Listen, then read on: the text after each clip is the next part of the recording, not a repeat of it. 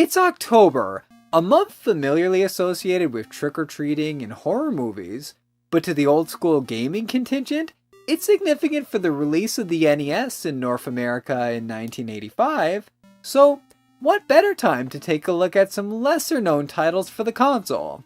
First up, Rescue the Embassy Mission, released by Kemco Seika in 1990. This posed a bit of a mystery to me until fairly recently. I had memories of this game from childhood because my cousins owned it, but I couldn't for the life of me remember what it was called.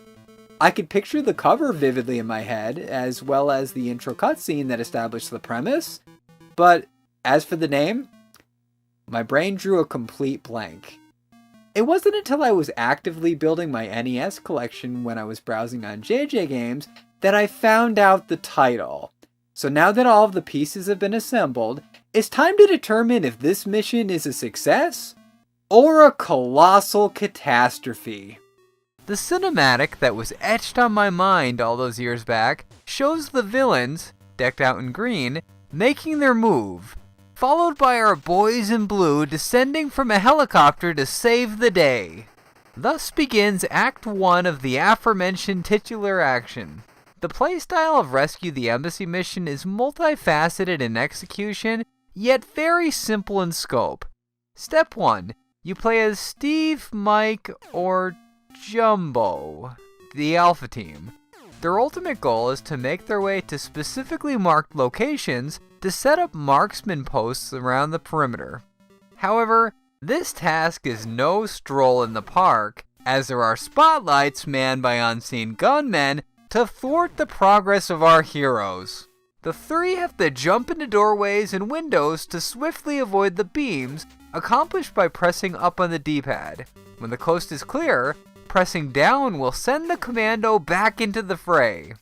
In tight situations, where all looks lost, pressing A while moving forward on the D-pad will make Mike and his fellows roll around, ducking under pesky passing lights.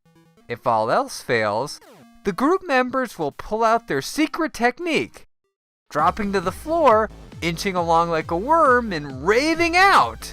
It looks like a combination of a push-up and pelvic thrust. Whatever it is, it shows that this unit can get down and dirty. Literally in this case. Of course, these aren't 100% guaranteed means of evasion, and failure to elude the troublesome trackers will result in instant bullet-punctured death. So long, Jumbo. We hardly knew ye. With at least one of the crew in place, it's time to lock and load and dish out some revenge, sharpshooter style. Besides the intro cutscene, this was the only part that had stuck with me since I was a kid, and that's not surprising since it involved sniping on the NES.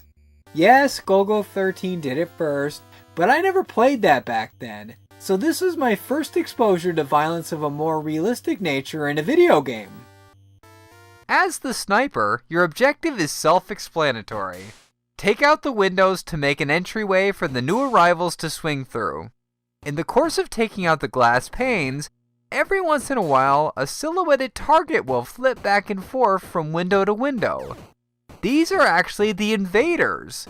You have the choice of taking them out now, easing the burden for later, or in the third and final part of the game, when the B Division engages the enemy firsthand and things get real. In order to get into the building, Ron, Dick, or Kemco have to scale down from the roof to the broken windows below. This just might be the toughest area of the game, and it all comes down to the controls. Rappelling down is performed by alternating between up and down on the D-pad to maintain control over Kemco's descent. Down increases the pace, while up reestablishes a foothold. Losing control from holding down for too long will send the wannabe Daredevil on a highly accelerated free fall to the pavement below. Dick and the rest of the Beta Brigade can also be denied entrance if one of the criminals is blocking the way, resulting in another lost life. Keep in mind that there are only 3 daring do-gooders at your disposal, meaning that there are only 3 attempts. If all 3 tries are spent, then it's game over, the terrorists win. Sad but true. What? No. After getting in alignment with the hole, pressing A will send them into the thick of things and the final leg before the home stretch.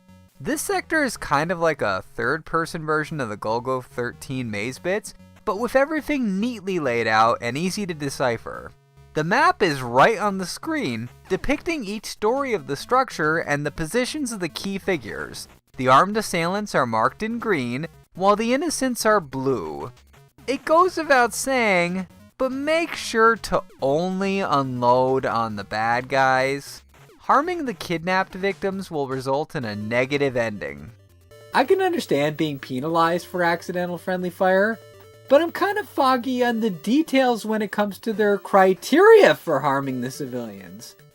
I'll admit, I made a mistake or two here and there, but I also had runs where I made sure to tread carefully around the hostages, yet I still received a negative ending. In fact, I never once received a positive ending in all of my attempts. I guess just having a gun in the presence of a civilian is enough to be considered harmful. Shows what I get for going for the trouble of saving their hides.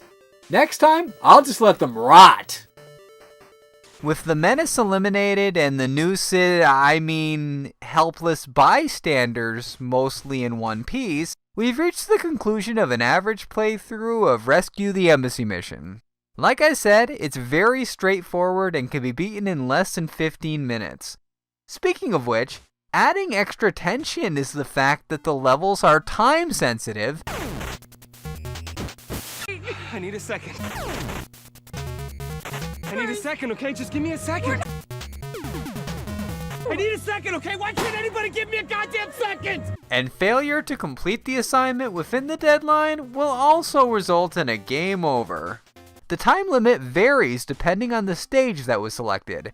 For example, Target allots a very generous 16 minutes, whereas Jupiter only gives you a brutally demanding 10 minutes and no radar for the last segment. Oh, and don't let the different names fool you.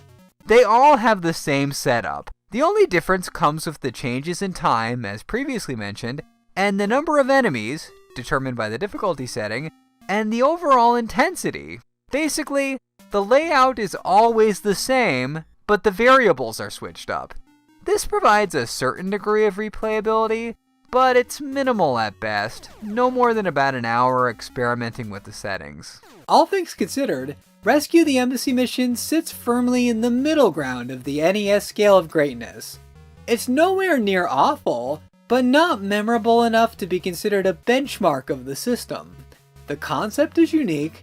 The music, while mostly variations on a single theme, enhances the ambiance with loud and quiet dynamics especially effective during the stealth section.